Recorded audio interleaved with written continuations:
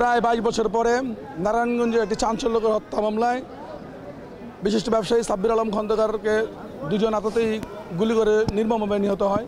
সেই মামলায় সাবেক ছাত্রদল নেতা জাকির খান সহ প্রায় 12 জনকে আসামি করে এই মোকদ্দমা দায়ের করা হয়। দীর্ঘ 22 বছর আইনি লড়াইয়ের পর আজকে বিজ্ঞ আদালতের কাছে আমরা এটা প্রমাণ করতে সক্ষম হয়েছি এই সাব্বির আলম হত্যাকাণ্ডের সাথে সাবেক ছাত্র নেতা জাকির খান সহ তারা কেউ জড়িত নয়। বিজ্ঞ আদালত আজকে বেলা 11টার সময় কোর্টের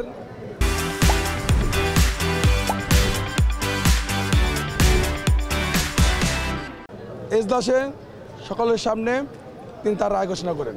যেহেতু এই মোকদ্দমা যখন ঘটনাটা ঘটে তখন জাকির খান ছিল দেশের বাহিরে এবং সেই বিষয়ে বিজ্ঞ আদালতের সমস্ত পাসপোর্ট ভিসা উপস্থাপিত করা হয় এবং কেউ নিজে এন্ট্রি এবং এক্সিট দুইটা দেওয়া হয় এবং এই বিজ্ঞ আদালতে 52 জন সাক্ষীর মধ্যে 21 জন সাক্ষী বিজ্ঞ আদালতে উপস্থাপিত হয়। 21 জন সাক্ষীর মধ্যে 18 জন সাক্ষী জাকির খান সম্পর্কে এবং অপর আসামিদের সম্পর্কে কোনো কিছুই বলেন নাই এবং বিজ্ঞ রাষ্ট্রপক্ষ তারা এই আদালতে সাক্ষী দ্বারা প্রমাণ করতে পারেন নাই জাকির খান সহ অন্যান্য আসামিরা এই ঘটনার সাথে জড়িত। বিজ্ঞ আদালত এই সিদ্ধান্তে উপনীত হয়েছেন যে রাষ্ট্রপক্ষ সম্পূর্ণ ব্যর্থ হয়েছেন এবং আসামিপক্ষ সাক্ষী দ্বারা প্রমাণ করতে জেরার মাধ্যমে প্রমাণ করতে সক্ষম হয়েছেন যে এই মামলা জাকির খান সহ অপর আসামিরা নির্দোষ এবং নিরপরাধ।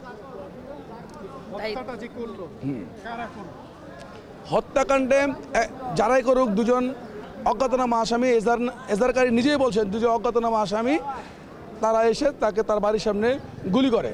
এই দুজন আসামিকে কেউ শনাক্ত করতে পারেন নাই এবং যখন ঘটনাকে বলা হয়েছে যে জাকির খানই গুলি করছে, জাকির খানই হত্যাকাণ্ডের সাথে জড়িত, কিন্তু এটা প্রমাণ করে যে জাকির খান তো তার দেশেই ছিল না।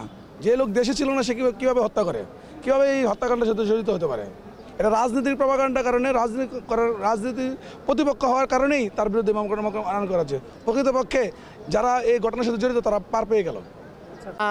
এইটা আজকে যে মামলাটা ছিল সেটা হলো বিগত 2003 সালের 18 ফেব্রুয়ারি জনৈক সাব্বির আলম খন্দকারকে আত্মীয়রা গুলি করে।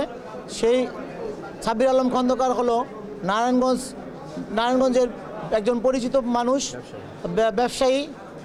তো উনি হলেন অ্যাডভোকেট তৈমুর আলম খন্দকার সাহেবের ছোট ভাই। উনি সাব্বির আলম খন্দকার সাহেবকে হত্যা করার পর অ্যাডভোকেট তৈমুর আলম খন্দকার সাহেব বাদী হয়ে ফতুল্লা থানায় এই মামলাটা দায়ের করে, যেখানে এজাহারে 7 জন আসামির নাম দেওয়া হয়। এই 7 জন আসামির নামের মধ্যে পরবর্তীতে যখন চার্জশিট হয়, চার্জশিটের সময় জাকির খানকে এই মামলায় সম্পৃক্ত করে মোট 8 জনের বিরুদ্ধে চার্জশিট দাখিল করা হয়। এই মামলায় চার্জশিটে সর্বমোট 52 জন সাক্ষী ছিলেন।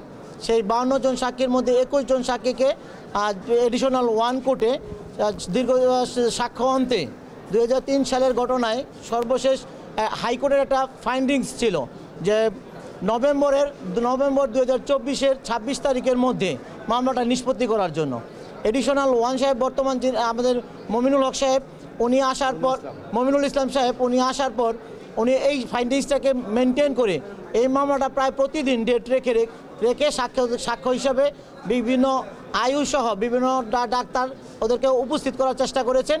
এর মধ্যে 21 জন সাক্ষী বিজ্ঞ আদালতে সাক্ষ্য প্রদান করেছে। এই 21 জনের মধ্যে আজকে 21 জন পরে সাক্ষ্য অন্তে এই 30 তারিখে এই মামলার আর্গুমেন্ট হয়েছে। উভয় পক্ষের আর্গুমেন্ট হতে লেগেছে 3 দিন। তারপর আজকে রায়ের